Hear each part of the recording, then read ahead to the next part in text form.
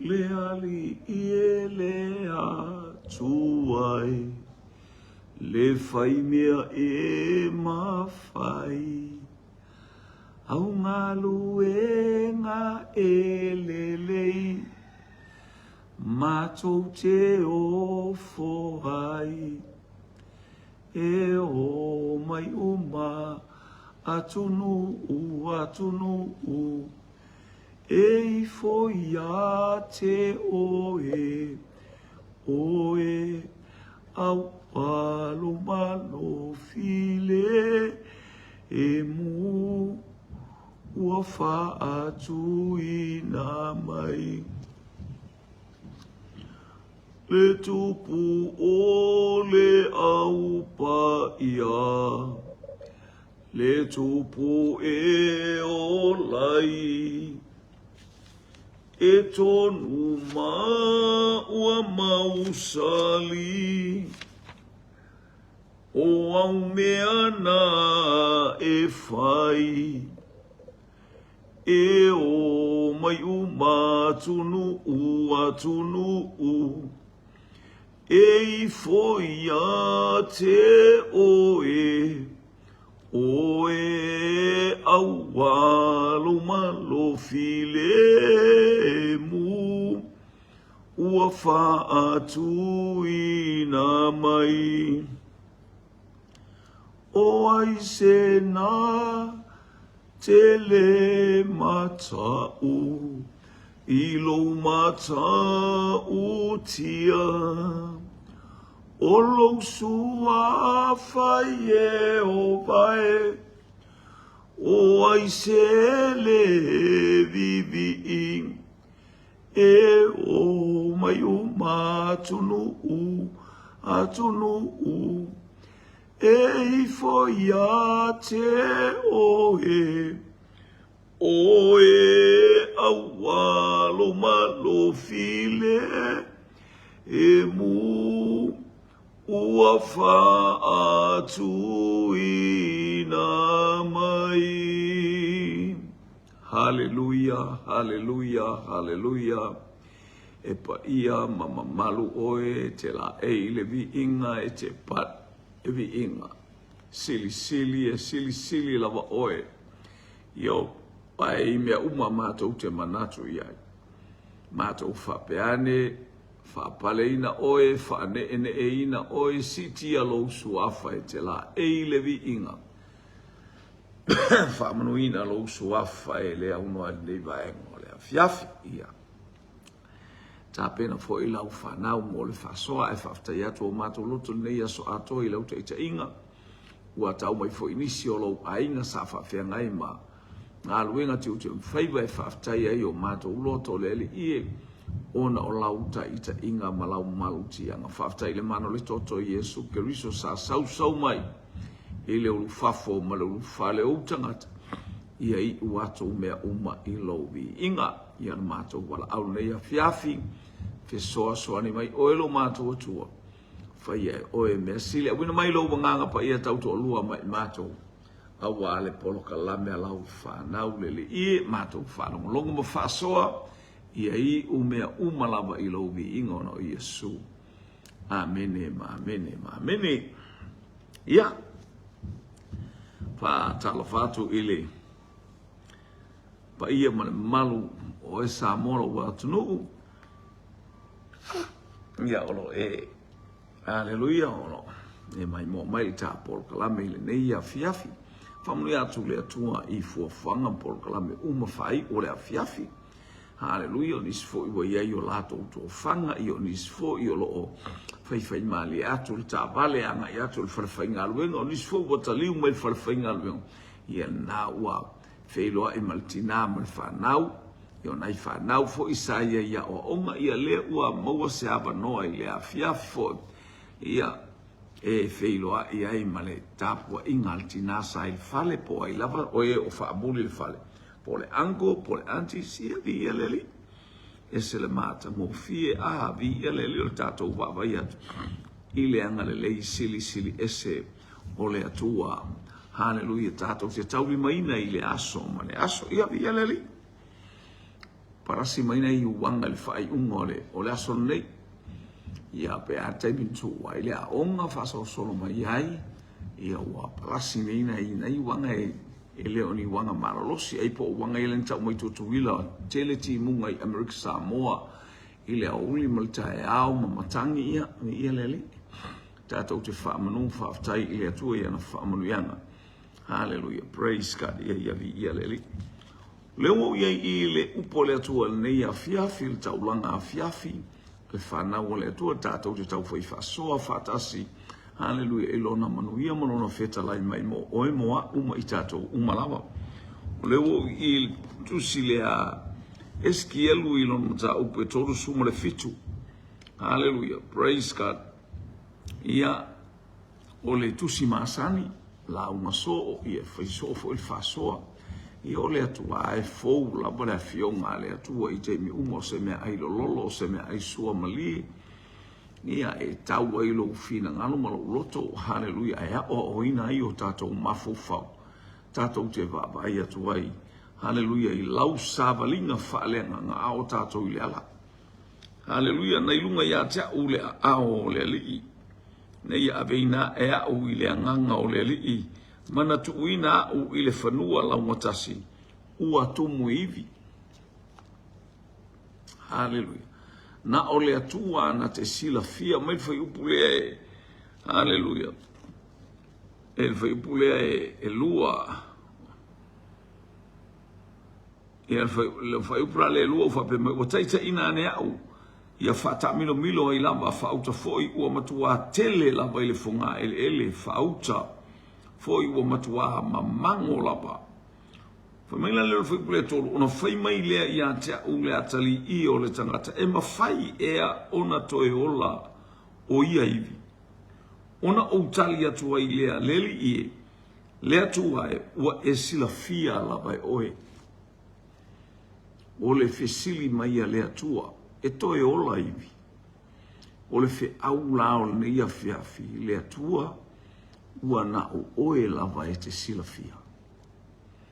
Ua na o oe lava e te silafia. Praise God. O le fe au na le e tau tuli ma tau mole le nei.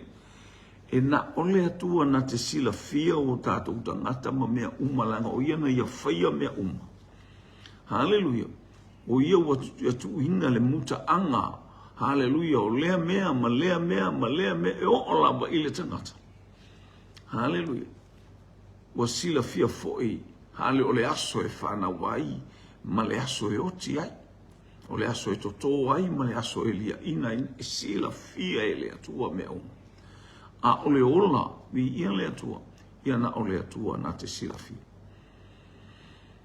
o le taimi o lai fata fea le nu o le teimi la iei eskielu le tawheanga a le saui profeta lea. Teimi fata fea le no. A le ali mai ei profeta leo eskielu. Pei o Jeremia o le profeta na tapena ai le malanga ma fautua ina ai Jerusalema ma le ai atoa ia Iuta ia matupu o le no.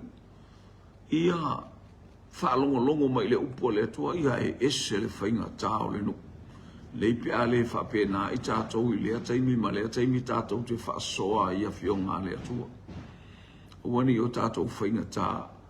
Awani o tātou tau mau I lo tātou poto ma lo tātou ata mamai ma lo tātou lo whaise me awa e le aula loa I sila whanga le atua. Ni ia le li.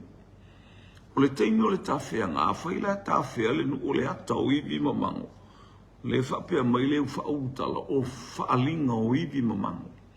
O la etala noa I le nu. O le maua se toa whi mali. O le maua se vaipa noa e whaalongo longo I le upo le atu whalo aisea wana o le whesoua ina o le mawhauwhau. O lava I a latou pesenga. Ua o lava I a latou ia o whaasa. La iele maua le tuspa ia pe o mwhai lama o tau mātou la au I lunga o ngā rapa. A mātou atu e pepese ha maisi ka pungi ko nguku. Ai sea. o le whaasalang e whapena fo i tātou. Hallelujah. So se teimi e te tau pese tu esus i o whapena ana na e vai o Sofia i tātou e nganga le anga whaasalamei. Hallelujah. Saule mafofou o lea, saule mafofou o lea, saule mafofou o lea. Ai tātou te whaatai i le tuspaia. Hallelujah. Praise God. Mai whaalinga na ave ia Eskielu. O iwi mamango o le ata lea o le nu o Israelu o matua le ia si. Hallelujah. O iei se ia le atua ia na le pau lea o le profeta. Mata ngata ua whao ngaina e le atua o lai le matau ia te ilato. Lai ei le ana, lai ei le mi ngao, lai ei le ava. E pe o Eskielu, le utu i le mata upu e lua Eskielu, lai fai mai whaamanga lo ngutu. Una whawhao mai lo le tusi lo ngutu. Fa mai ai le tusi na o le ato le upu o le atua. Na whao i le o langa o Eskielu, na ai le ua whaalongwa sua malie i lo ngutu. Sua malie i lo ngutu le upu. Io e mana ia le ai le upu le atua ina ia whaamaro sia ai i tātou a tātou i ai le savalinga o lo tātou savavali ai. Ai maisi le whaataunuina o mea umama le o mai o le angangapa ia e fotua i lo sa. Hallelujah. O le atau iwi mamango. Tua le se mafau. Ua matua noa la vale papa i le atua. Lei sevi inga le tatou whalongo fa mai abatu fa mai kau runga ingale kau runga le ku ava ngale ai ole la auna ta ole ngā raba i runga le vaitafe. Ba koe pa o ave kau ole launa aungi koe whai mai kou mea ngā whai o Utah. Jerusalem mai whai i ke uaksfue o le launa aunga. I hoa ba ila ia. I le matautia o le mea ua o ia i le soifua mo le o langa. Hallelujah. O le tangata pe au ina o. Hallelujah. Ina whatau ngai le atua le hama o le tawheanga. Na o mali le talitunu na o mana whai el profeta o Isai o Jeremia. O i Papelonia o le upulea le atua. Tātou te o i Papelonia. Whai mait le atua o te manatu o manatu ai. Te manao i o tau manu i olo tau manu i rale o tau o i Papelonia. Pe mo i ole nu ese. Pe mo i ole nu usawa. E ave tātou se i. O manatu i manatu o te manatu a ia te o te manatu i leito o langa. Ta umai a fo i male aso e o ese ai. Fitu se fulu tau sanga. Tau te no nofu ai. Ia e oso mai lea perofeta pe pelo i ona po ma le taimi o le tamalo o Jeremia. So ia ke pe pelo. So ia ke faa. Se ea la mu. So ia e o fafe. Nga le lua kau sanga e o ai. Ia lai no e o. Alo fu maina le lua tau sanga le fape ai. Nei ua ina fai atu le perofeta. Le fai mai le atu ai ke o ke o e fai ko fale. Tau te o e fai fato anga. E o ia o tau whana o lo tala mai e le atua. E o ina o whana wanu ese. Ai wha mai abe o tau whana o e whai maaba ale ngula. Ai ka ngofi a mai keini o le ngula. Ina wha sokpolo lia le ngafa. Ma ia tafe le tala le leia le atua i le lei o lo wola. Nga ia watu. Ia wale mana o e whai le mele mana o i le atua. Pa mai le atua o te loto ina ia o tau manuia. Ai le ina ia o tau maraia. Amen. Amen. Ole mala wala nga tumu ivi mabango. Ato e tala no sisi upole ivi mango. Lono vinga. Ole ivi mabango. Wa matutu. Matutu le se ola. There's no Holy Spirit inside the people of Israel. Lono vinga matua le aia se mea i to tonu o Israel. I to tonu o Utah. O le tawhianga Utah. La ua umana alu tawhianga na ave whatangata o tau e Asuria i Israelu i le itu i matu. A le ua o le sasa le atua iai. Hallelujah. Sasa le atua ia Utah. O la na fionga ia tavita. E whailo watali i mo watali. E whaia umona tama. A le ustai o te sasa, le wa sasa e le atu. A toa ma le tātangata. ua matuava ai le profeta so se mea e anga i atu iai. Ta atia mai e le nuu matangata o le nuu. Ua makua whaavale valea. Ua matua mamango atua le aise mafaufau. Ale ua whiaga i atu ele, ua ave atu ele atu le profeta e tilo iai. Mana ia olo i aise malama malo i aise pupula i to tonu o le nuu i lea taimi o le iei Eskiel. Le la ua fasili mai le atua. Haleluia. Ua ia taita ia ne au ia whata milo ai lava, whauta foi. Ua matua tele i le fonga ele. Tua tele lava i le fonga ele. Whauta foi ua matua mamango lava. Ua le aise wha moe le ola. Oa mai oe. O le mana onga nei tatala noa i ai lea e te mango mai foi oe ia. Lea tate mamango foi le iso ta wha moe le ola au te ilo o lo tu i mai o le tātou poloka lame ma le tātou wha malosi lea taimi ma lea taimi. Ina ia wha mautu ina wha manu ianga lea tua i lo soifua ma lo wola vi ia lele. Ua tau o iaso whainga ta e leto e foi ni whaingo fie. Peto pe o tala e masa i tangata kauan koe wha foi ia. Pe o tala no wha longo e lisi whai pule ana leila o whaila na tala. Tau ana tu e wha foi sa mo le meto e kele koe mawhai e kele koe mawhai e le mawhai e stangata tu e wha foi sa moa. A ai whatasia e whata milo le. Ia le ainga le afiafi whai tau talanga le matai le se mea whapea. Ua fia pule a toa tangata. Tango le wafionga lea toa ia i le au soa o whatala Iesu. Ua fia no nofo tangata i le nofo a Mose. Me ta o le mango i le whapeala ia e lo mango. Ala e mango i winga. E mango i la ngona. Hallelujah. Ua matu tu e le aise ola. Hallelujah. E le aise la ngona. Mai le to e fo i a Samoa. Hallelujah. I le menta tova aia. I le lua se furu tau sangata wai. E se fo i le nei vai tau o tato iai. A ma vai atu fo i pe o le nei lua tato to e tilo fo i la ia lea. Iai pe ia o me a ngai bai. Tato te pepese. Hallelujah. Tato fa o lea lava taimi masui tato tala tato fo mai. Tua tau matale so i fuanga. Tatua tau matale so i fuanga. Ioi. Ua ala o na tau matale. Lama wai pese ai fa pe. Lama wa o pese ai lea tala. Ela i masani ai tato pepese aisa. Saule tele mo ta mu o talo o au fai. Tale ua tale ua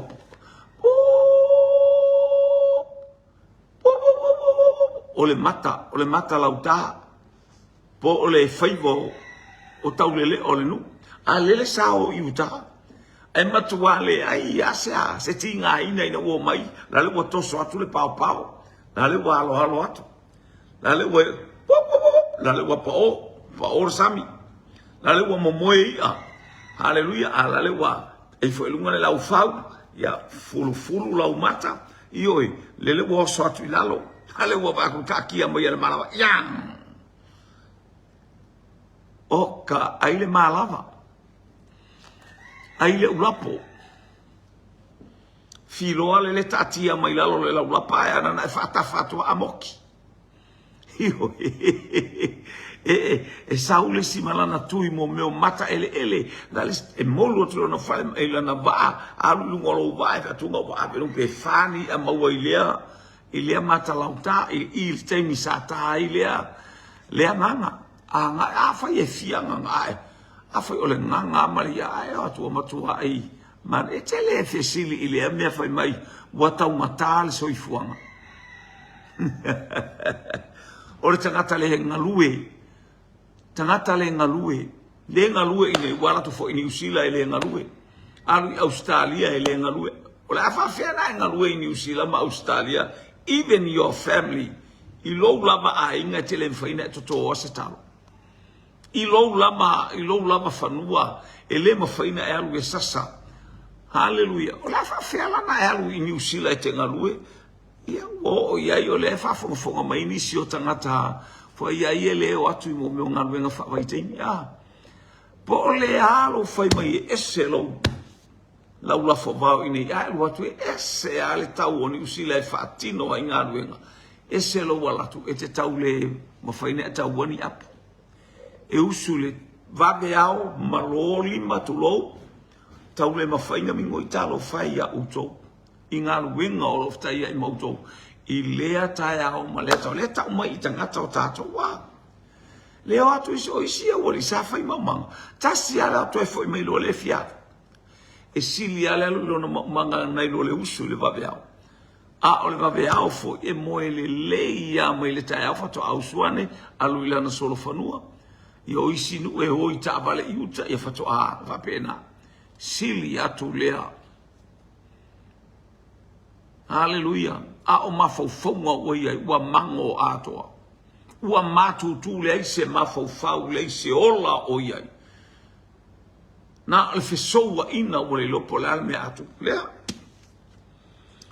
ua tumu ivi so se tu ainga ivi ua va ai ai e a mata mai lava i tamaiti ua le mefa ua tumu le fonga ele se o toi faita o toi pulelua ua ia taita ina ane ai au ia fata milo ai lava i le fanua ia fata milo ai lava fauta foi ua matua tele lava i le fonga ele fauta foi ua matua mamango lava so o sua matua tele le ibele na ni ibi on tangata matutu e o lava i tamaiti wa ole polonga na ia te tatou le ua la foa ia tu ia tatou whanau a o la tau tupu mai ua tili polonga ai ua matua pai hivi o hivi la popoa o hivi la haiti o hivi fafine o hivi lo matutua o hivi to ina o hivi fafine o hivi ele mafai aini mea o hivi o naita maiti talo fai o le ata o le ale polonga la yambo matua le ai se faa moe ile ola vi ele ali foi poe tolu ona fai mai ai le o ia ia te o le atali i o le tangata e mawhai ea ona toi ola o ia iwi, ona o tali atu ai lea, leli ie, lea tu ai, ua e sila fia la. Na o lea tua la, o le fe auna o lea fiafi. E toi ola ea ia iwi. Whalonga e sele mānai o le tali ale, e sele mānai o le tali ale tangata o lea tua. Lea tua, mafu i ele o sana ngaru e ngalea. Ele o le tangata o sana fuafuanga lea. O le fuafuanga lea lea tua. Lea tua wana o oe te silafia. Wana o lea tua lama e silafia li tu ai ngā iwi lea iei o ema li tu ai ngā mango le mango ai au po lea tu ai ngā mango pe toi ola pe le toi ola. Pe tātia atu wama tātia loa. O lona taunu unga o seori. Pe iai seisi wha moe moe. Mi ia lea li. Ia lea tua aisea. Ua le ai lea tua ma le tangata. Ua fai le me loto i el tangata. Lea ua ame le tawheanga i Papelonia. Ta alofa ua ba ai le profeta. O le ata o wivi mamango. Matua tatitia o tua tomu le nuku o Papelonia. O tua tomu atu Perisia. Ua tomu atu me tai o fea. Uma ie fasala lau atu i aima ave i no nofo ai. Fa polonga ai. Ua matu atu muele maua solato toa fi malie po se toa fi le mu. Kape na atu lango tatou ile ataimi ma le ataimi. Le istatou whaalongo ile upo le atua tatou te manatu ala tatou te malolosi. Ua alu ua uma le malosi o le tangata. Ua uma le poto o le tangata. Hallelujah. Limitation is an invitation. Tasi na o film mai tonu le matou poto o le matou whapotonga le nei tausanga. Limitation is an invitation. Wa umalolo malosi wa ao na e fo'i i le atua. Wa umalolo fia tofo e ele o le taimine i te wala awa i le ali. Tele o tangata ua fo'i i le ali. Le anga o le tala le al profeta o ioelu fo'i mai. I outou saegi o outou loto. Aele o outou ofu. O le alewinga ta tala o tatou loto. Mava iatu iate ia o le na te faola mai iate. Oe faola mai iate. E to e ola ivi ia ivi. Tala le ale anganga o le ali. ia te o ia e toi ola mena i o taf. E toi ola mai lo wolanga, e toi tu lai mai sesi swinga. Hallelujah. Lo wainga. E leilo e whaiwhi au le tau talatu, e leilo e lo uso, e leilo le au na le atua. Wana o le atua na te sila fia lo wolanga, ma lo wolanga mo tato wolanga. Le taunu unga. Hallelujah, ma mea uma tato te iai lea taimi ma lea taimi. Wana o ia o le atua soifua. O le atua o le langi ma le langi, o le alefa ma le o meka na te sila fia. Lo soifua ma lo wola. Le atua wana o oe lava e te sila fia. Hallelujah, si ta whaalongo longo atu i le whainga le mana o i le atua. Hallelujah, aisa, wale ai le atua i le o langa. Ale ai le atua ma lo wolanga, ua whatala le i ta ua, i lo tātua ma mea. Limitation is an invitation. Wa ngao, wale ai se wha moe, wa poloka, hallelujah, wa aruba e tu wha fosei, te iau wha pea oe o le te tu pensina la wa tu ta ofi, hallelujah, aisa wa esel me la aru ia ilo ma fauta ula bea malita vale istangata ia i tu a whaina, fe fiti a isolo iluma lau whanau, aisea, ngao, matutu, mamango, le ai se wha moe. Le atua ua e sila fia lava. Avel wha mua i le atua. Ta invitinga le nganga o le atua e wha tungu mai. Ta invitinga le nganga o le atua e whesoa soni mai. E alu le profeta, se wha longofo ia Samuel. La e alu i le a inga o Eli. Wa ta pena e alu i le a inga o Eli. Aina whai e ile atua, whaatumu lau whangu i le suau. E te whanua noa ia Saulo se iawhia, o le mawhau whau o Samuel, e o ti. E tipi e Saulolo na urulanga o i o le tupu. Wale au ngai ila na misiona lea. A alfe aua le atua, whaatumu lau whangu i le suau. Pero atua to tele o tangata e to tele i tatou te matutu. Tatou te o e tata. E ao lamon kako invitinga le mamalu. We are to invite the presence of God and the Holy Spirit to fill us. Poi meile atua Samuelu fatomu lau fangu le suau. Le mau tau fatomu. E te whanoa noa ia Saulo se iawhia. Ia wa aila, tango leo te lo ilo porato inga whaatungu no whaatungu o ile whangu. Na anu ora tamaititi mua ana wa ai aina wa tutu maita maiti wa maku af se kia ako whale tino. E wa ai atu itangata aya o le tino la tiru na te lo ilo atu totonu. O le mana o ngaia es ia ati la wa ai. Ia e wa ai pe ia ona enofo e te ilo ale kare sia pe au mai le atai au ma le atai au. Pe ia no usia ia te o ile tai au ma le tai to tonu sia matou foi e kalesia. O te usu ma le tai au no foi lu mole. O falsa. O tangata o mai e tasi ala wala la mai. E le sisi e oso mai se fai to na fai to ala i tu o mai ia uma o fana uma lo pai. E le o atu ai fo se vanga na o te me o le timu e o il timi fa fo ina osto e le si va ngole timi tato o mailu au mai lau te pai uma i lima o le kalesia te la ngona uma lima maloto ma mai tu ai ngata la o mai ma le kalesia e ata mai a o le matua le sa o loto e ata mai e la ngutu a o le loto e le sa o loto e le saoloto e fe soua ina le olanga o te tala no atu e o amai oe o amai tau ai le manuia te vatu pe o le ke ma yo li mali o le ke whaalonga ku yo li mali e afungi a pe maru lu a ko o li mali e me o wha pe ai tau ai ngal nei tai au i te ia le o tal no amai ti wano fwa e lalo i oe Tama, pasta, io. Mana io tato, mana io lo wilo ale le ima tato waba ai. Ina ia faifu istato feso soani. e toe ola ia iwi. Ola in tātou e tau mai a ele anganga o le li, ili me tātou te whai. Praise God. Pe o le tala tu spai al tu se Iakopo a mamai wala auto ia ina.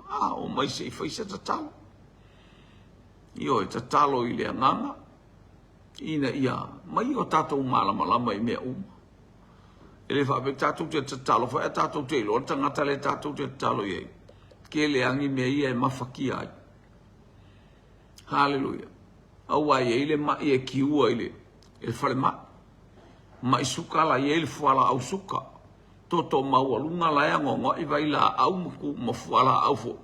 More toto maualunga. Ai a mai la le loto. Ele mawhai. Na ale whai ale whaton tonu fo lau o le loto. Ma tātou talo e nga ese se ele mea ngai lo loko ese ale mea la ke iai. Ngai ke leo mauale loko wha mangalo. Ngai ke wheku ua le ngu. Ngai ke wheku ua le ainga. Ngai ke wheku ua kangaka o le kale si ai leo sa o lau mea ngai whai. O le ala o toi fo ima ia toi. E toi ola ia iwi o tala ia le. Wa e sila fia la wale ato. Whalau malwai poe wha.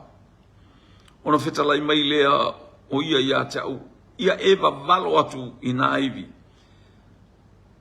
Ma whai atu ia iwi ma mā ngoe whaalongolongo mai i lea fionga le ali. Ia eva valo atu. Lea la tātou wa valo iwi ma mango. Lea la e tala noa le tangata la e wha le tonu leo langa la e wha ole mana onga lea. Ole upo le atua la e misi atoa ia Israel. Iwi ma mā ngoe o Israelu atoa wha maia. Wha mai wa valo atu.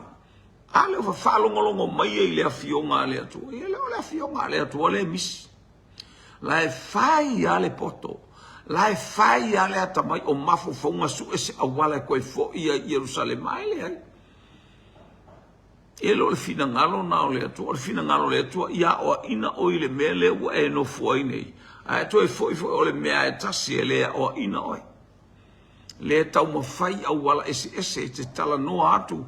Ai ese ale me pifo e tala noa atu ese a fo le mea te wha mua manu ia ilo fina ngalo. Ai ao o ina whaalata mai ona e whaalongo lea whai mai tu spaia. Wha valo atu ia ina iwi mamango. Whai atu ia i whaalongo mai. Ina langa rota malo. Iwi mamango e Israelu. Whaalongo mai e lea fionga lea tua. Le telo le tangata e saua malona poto lona ata mai. Hallelujah. Ata mai lea e whatawhea. Ata mai lea sai mai oe mai Jerusalema e sabali mai le 5 selau mai la po le 5 selau mitana e sauai. Ele e ke le ngi ka min sanga sauai. E anga e ilunga i Suria, anga i ato i Asuria kofu ange i Papelonia, nunga pe o aku ilunga ole awala fo e anei. Se shortcut o wale toafa a tole me o aku ele vai tafe e ufirate pas lale sai atu lima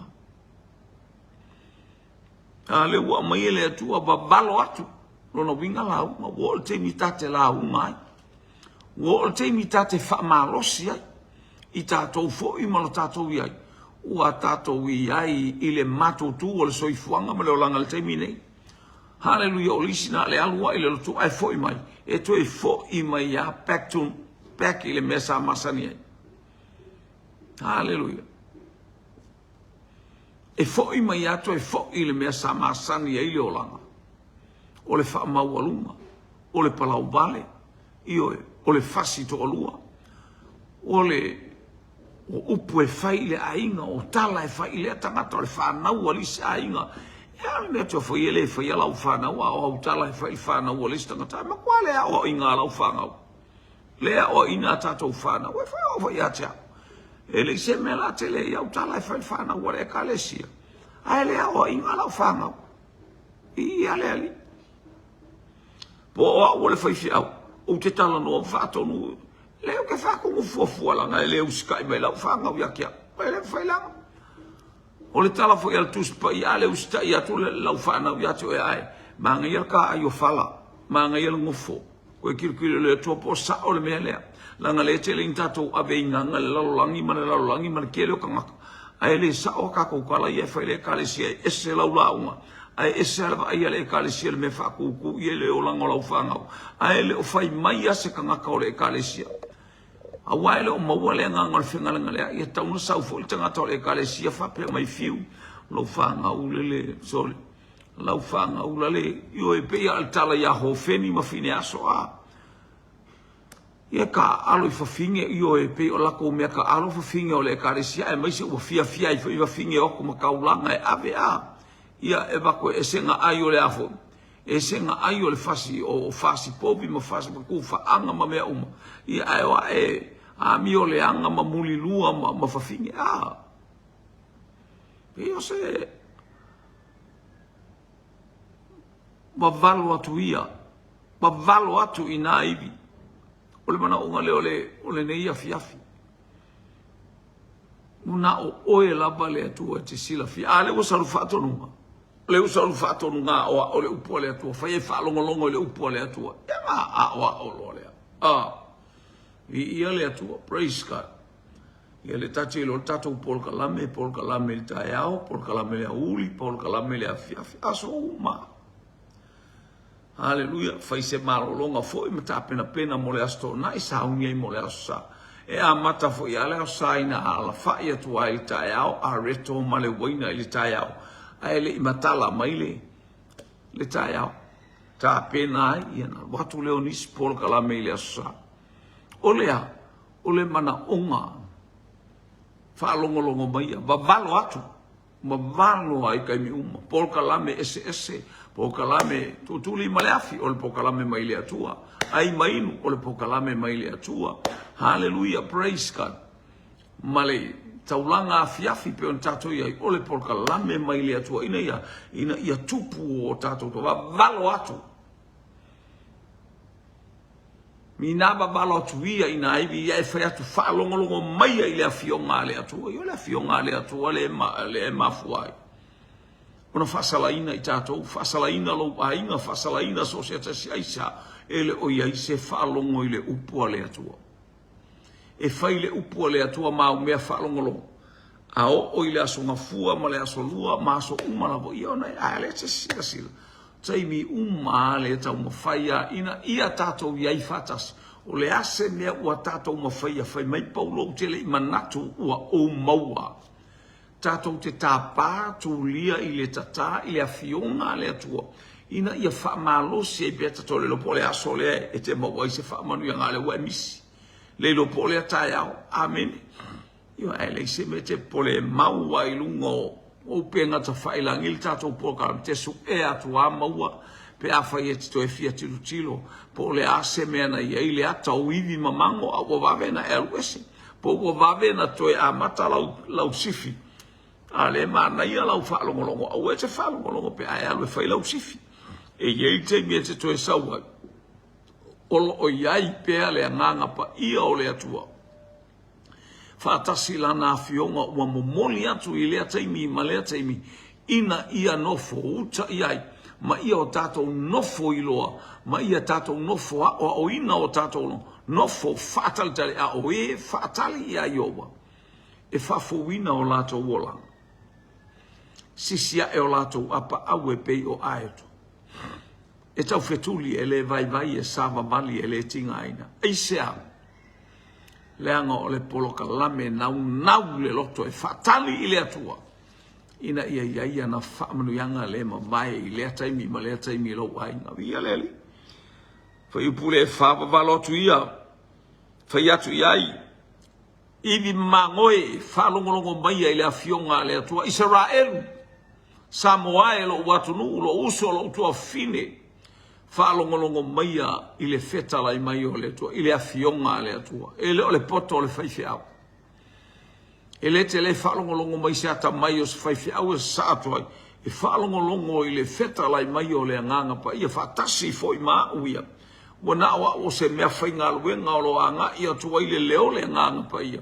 Ina i o ta whasoa i ma le loto whamaulau. Whaipoe lima. Ua whapeona fetala i mai o le ali i le atua ina iwi.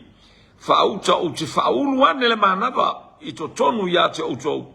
ona o to wola ile wa ole atu ole fitala mo ke faulu ane le manaba I breath hallelujah le manaba ola the breath of life io ole ata ole nganga pa ia manaba to ole ata to te ola ole ata to te ola ata to te ola mamango tato te ola le lo semea tato te ola pongisa tato te ola fa mawaluma tato te ola sona o aya fa yatu ina ivi mamango te fa fonga mai o fa pe ona fetsa lai mai o le li ina ivi fa ucha o te fa ulu ane le mana mai to tonu ya te uto te fetsa lai atu le atu ele finga tango ka mo si o ko lunga le finga mo ka mo fa ku o ko lunga por arco feoki tati tau o te stay muli muli por le alto feoki ele finga ta ta mo ka mo feula e ola ele finga mo ka fa ku o lunga e ola e savali au fa te fasang mai na fasang mai na fa fasang o fasang o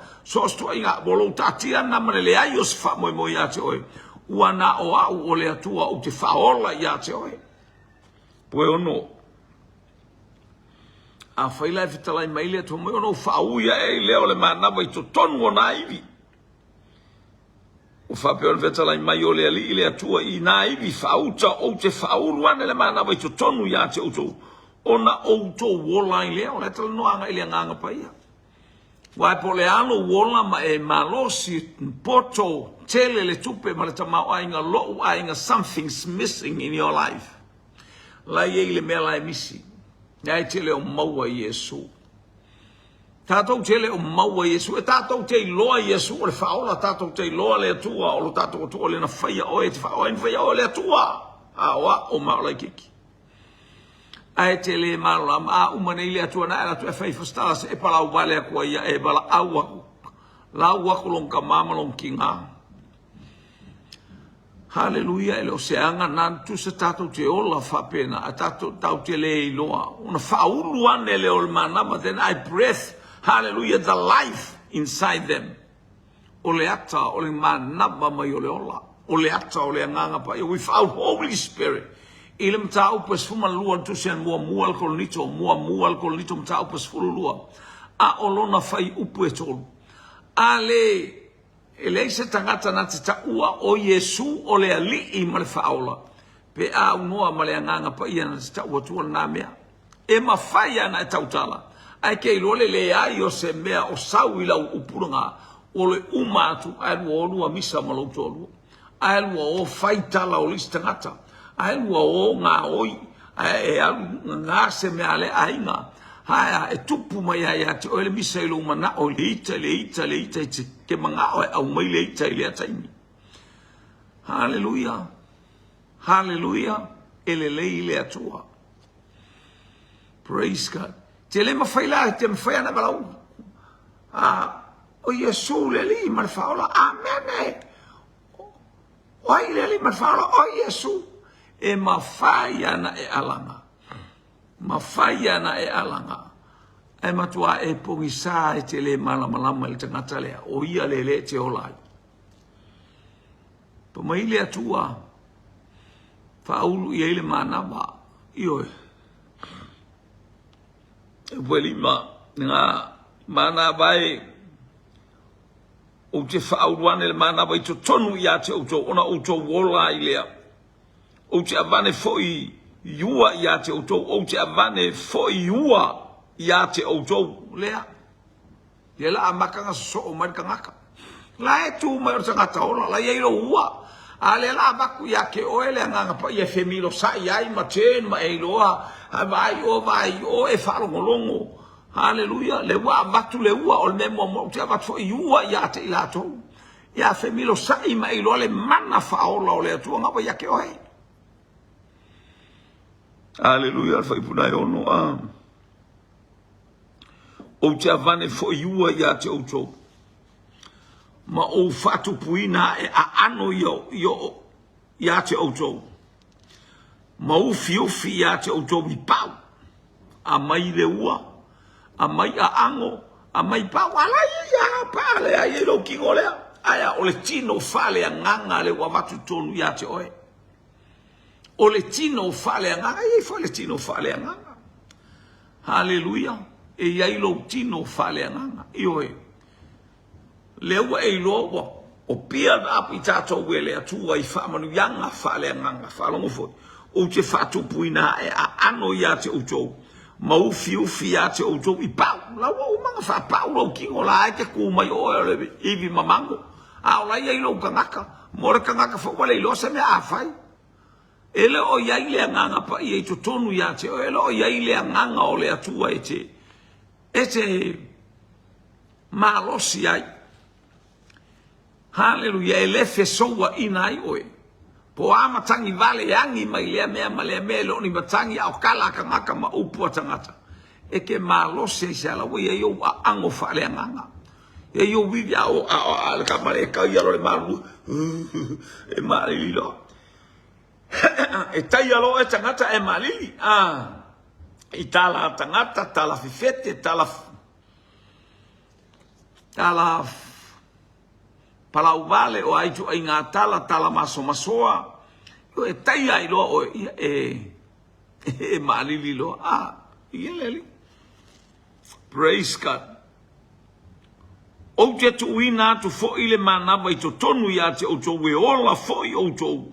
Ona o tau I loa ai lea o a ulama o leli. E te lea mawhaina I loa leli I le kingo lea. Ai ao o ina whatupu e lea tuala o tino whale nganga. Hallelujah. O mea umalama, o umata ele o mata I o mata lai tilo mai tonu le loto. O le ngutu lea tala noa mai, I lele o I le avakua, a e ai, e ke ai o talinga ia, o lau whalongo. Wa ele mawhainga ai ale upo lea tu o lau whalongo. Ke whalongo I ai la ngona I. Hello? Hello, are you alright? O manu ia mai o ele ne ia fia. Ia na e loa leo lea tua. Aleluia, whalongo foi. E ola foi outou, ona outou I loa I lea oa ulava o leli. Aisha, o wha, o tatou o Sofia I tatou wele nganga pa ia. Wa e in mai tinga lea nganga o leli I lo wolanga ia so uma o ame fitaya I maoela yele malosi anga ia tu Aisha. Hallelujah. O lo lua mafuta ma lea nganga pa ia. You abide with Holy Spirit in every single minute. Ia leli. Ele lei le atua.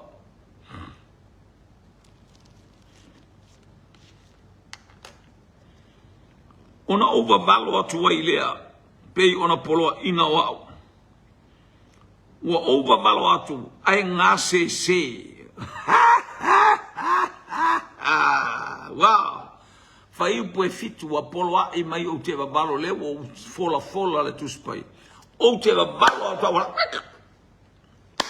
Pati mai pe e wai pati na ngalo minga na ori le li o lo malo si le ke ori le la ke le lo ori o le tangata le te fai upu fa mo ke le lo po angi siva ke lo po angi o o fai a po nyola ka bele le o soso ioi o matu ayo wita il tangata i mai lunga sa uni o so ala fai mai no so le kale si a kukuia Siva le kale si ai, ngan pol mero la tuturi mai la pe kale u le mai alu la ko sa kai ka.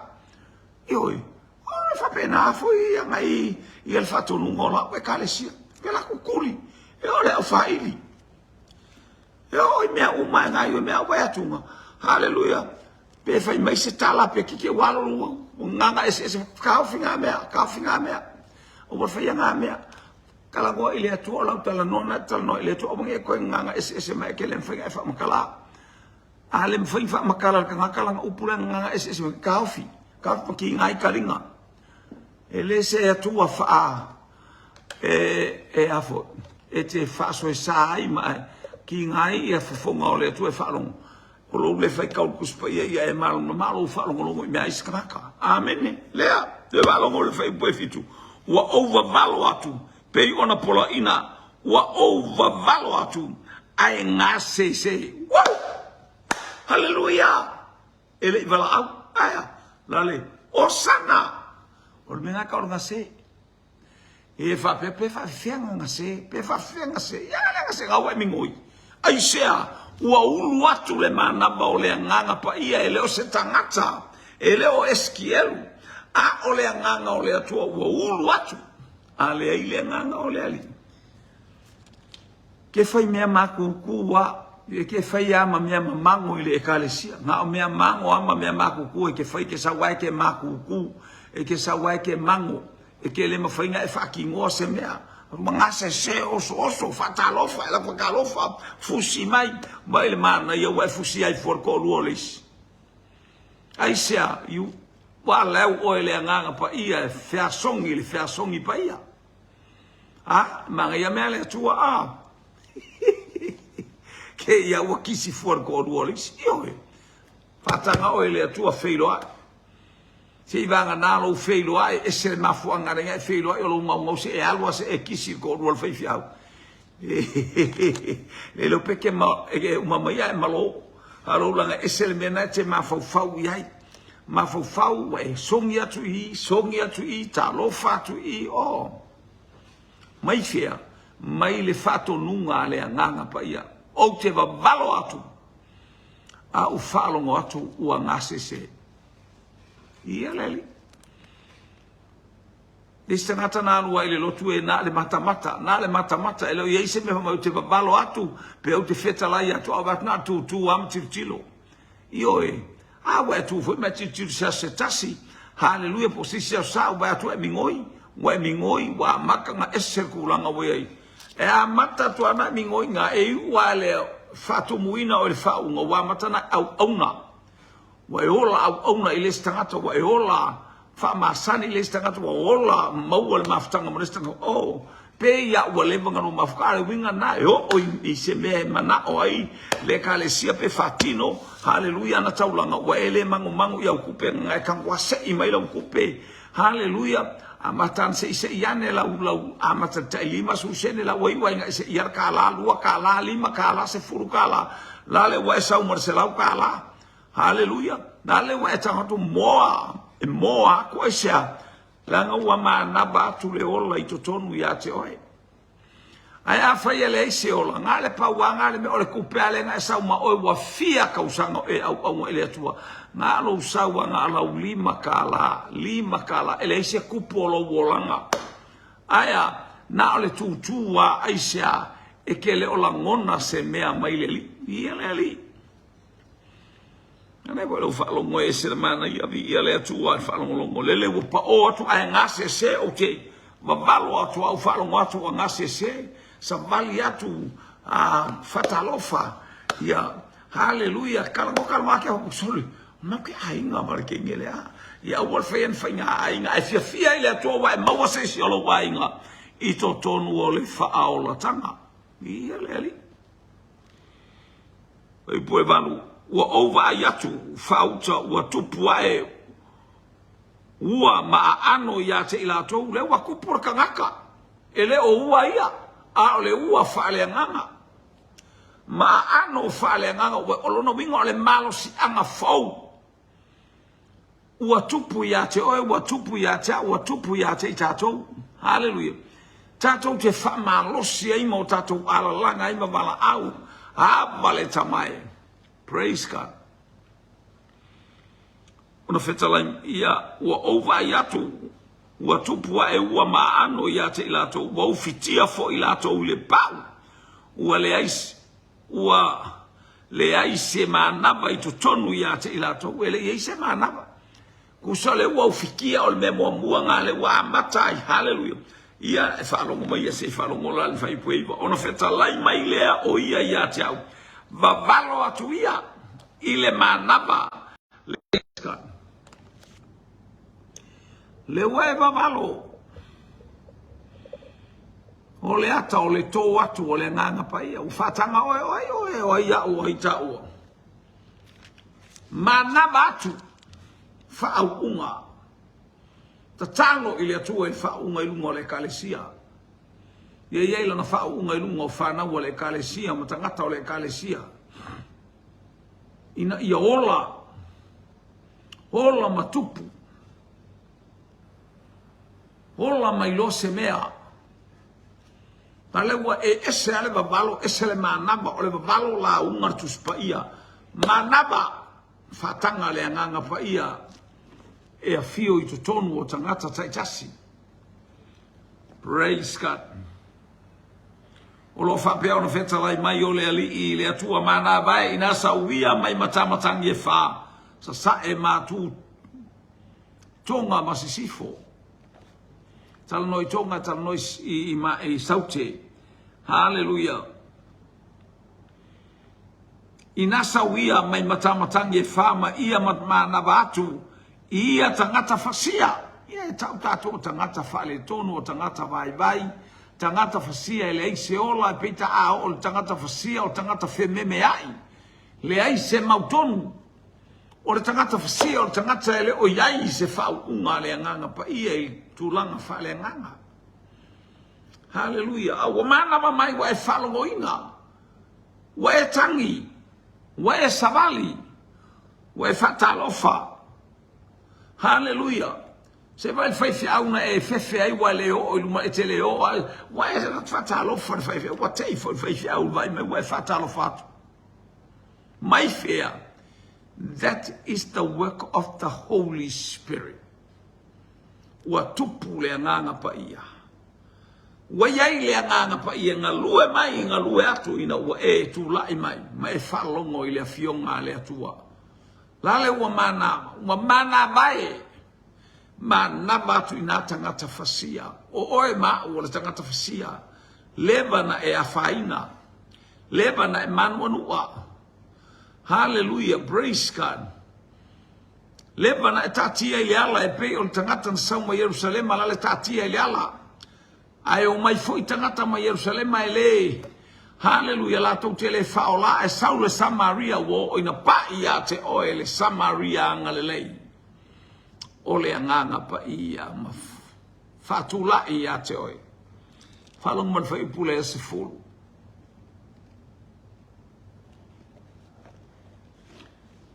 hallelujah ona over malo atua I le pe ona polo ina wau ona uluane le o le mana vai to tonu ia te ilato o polo ina vai la fa o pe ona polo ina wau. That is the work of the Holy Spirit, and you obey what the Holy Spirit speaks to you. O le taitai o le sauninga o le whaiwhi au o le tangata la mai manaba lona winga tatalo I le whau unga I le auso ma le atina ma le atama. Hallelujah. Ona overvalo tu ai le pe ona pola ina wa ona uluane le o le manaba I to tonu ia te ilato. Ona lato wola I le falongo le manga vale we manga le manga vole ola. Hallelujah. O le manga vole ola. Le manga vale na manga va I le tu ai ponga isu a tam wola o le manga vole nganga pa ia. Hello. O le manga vole nganga pa ia. Praise God. Hallelujah. Ona lato wola ilia matutu ilunga yo lato vai ole itu tawa matua tele lava ya familia le tu la mai ole itu tawa matua tele boleva na tatia ilalo boleva na e mango boleva na e matutu hallelujah foi mal fisili e toi ola yedi le atua wa esila fia la balo wola na vai wa esila fia lo wola na mafatia wana o oe o te olai tatalo ne ia fiafi Yesu geriso o lona fio mai le lalolangi o le upuli utino tangata le atua ina ia mana batu le ola o lana fionga hallelujah awato te tu ua Yerusalema o le tala inga la alu ai awa awato te ngā yoi se I mawai o tau le mana you receive the power ina ua fio I fole anganga pa ia ilunga ia te oe te fiu e kāla ia leise me mawe lau kāla inga ai alua o male anganga pa ia e ti ngalo au mata e tau tala fatau tala oe le anganga pa ia langa le fiauna e alo e mori e ti ngalo vai e mawhai ana whai lau tala le palangi e mawhai ana whai lau tala le mea uti e mawhai ana whai lau tala le tangata matua po le matai e o ia lau tala o Yesu na ia au mai a mea uma mo oe mo a uma i tatou uma. Hallelujah. Ua ta tala i tau. O le nganga pa ia wa awina mai. Ma le upu. Mana batu la ia. Mana batu. Umana babalo ale. Ua mana batu. O le whaau unga le atua. Alunga le afi, alunga le bana le whiau o le talo le leia le atua ele nei afi afi. Pata ja il nei talo ai fia talo ai ta talo talo le whao le tanga. Ta maa ua ufalongo i lau si ufonga. Malau upo i le nei afi afi. Moni ma whamau. Oa ulaba o le iwi matutu ma le iwi mango. Ai ua ufalongo i lau si ufonga. Wa uvala au ma le nganga fa maulalo ma le loto salamo o te mo mia oe fio mai mai a fio tu mau i lo loto ma naba mai oe a nganga paia fa ola le tangata oti se yo savali se yo tala i atu se yo fola atu se yo fai loa se yo fama losi e to sa o lau a fio nga paia vavalo atu. Mai fo i seaba noa mo lo watali i e ma naba atu ai. Hallelujah, le ma naba le ola e pe o na wina mai o le nganga pa ia. O tu la i le au tau e matu ato tele. O a u le tangatang sala. Fa ma ngalo mai ia te a. Fa io e keriso mali i ma faola i lo uolanga. I le nei afi afi. E o i le fa vavau. Tama whamanuia le lau whanau mo utangata. Whalongolongo matala no atu ia te oile nei tai au. Ona o Yesu. Amene ma amene. Whamanuia le atua ile aingo le whatua atua ile nei a fiafi. Iei le angalelei o le atua ma iei le pa ia le atua ile taulanga a fiafi. Ma nama atu le atua e tuso le upo le nei a fiafi. E le mawhaia le atua o te le mawhaia wana o oe e te mawhaia. Hallelujah. Praise God. Iei le angalei mo oe lo uso lo utua wafini. Manuia whainga maralonga o le afi afi. La ua ona e tautua ia te oe le nganga wha maulalo. Ona o Yesu. Amen. Amen. To God be the glory forever and ever. Amen.